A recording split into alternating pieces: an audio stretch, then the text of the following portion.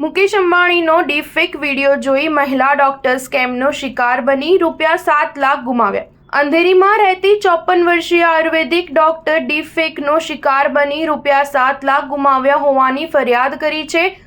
તેણે ઇન્સ્ટાગ્રામ પર દેશના ટોચના ધનિક મુકેશ અંબાણીનો રાજીવ શર્મા ટ્રેડ ગ્રુપને પ્રમોટ કરતો ડીપફેક વિડીયો જોઈ રોકાણ કર્યું હતું, જેમાં અંબાણી BCF ઇન્વેસ્ટમેન્ટ એકેડમી સૌથી વધુ નફો કમાવી આપતી હોવાનો દાવો કરતા નજરે પડ્યા હતા।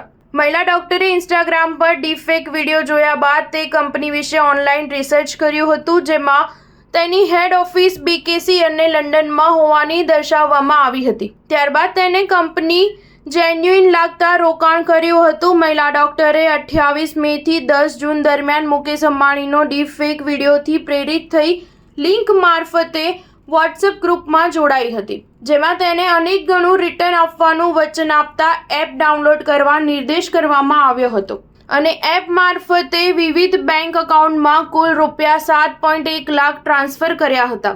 એપમાં તેને ₹30 લાખનો નફો થયો હોવાનું દર્શાવવામાં આવ્યું હતું, પરંતુ જ્યારે તે આ રકમ ઉપાડવા ગઈ ત્યારે તેને છેતરપિંડી થઈ હોવાની જાણ થઈ, કેમ કે નફો વિડ્રો થઈ રહ્યો ન હતો અને તેનું મૂળ રોકાણ પણ ગુમાવ્યું હતું। ઓશીવારા પોલીસ સ્ટેશનમાં આ મામલે ફરિયાદ કરી હતી। પોલીસે જણાવ્યા અનુસાર સ્કેમર્સ દ્વારા જે વિડીયો બનાવવામાં આવ્યો હતો તેમાં ડીપફેક ટેકનોલોજીનો ઉપયોગ થયો હતો। પોલીસ ફરિયાદીની બેંક પાસેથી ટ્રાન્સફર સંબંધિત માહિતી મેળવી ગુનેગારોને શોધી રહી છે। સ્ટાર ન્યૂઝ 7 હંમેશા સચ્ચાઈની સાથે।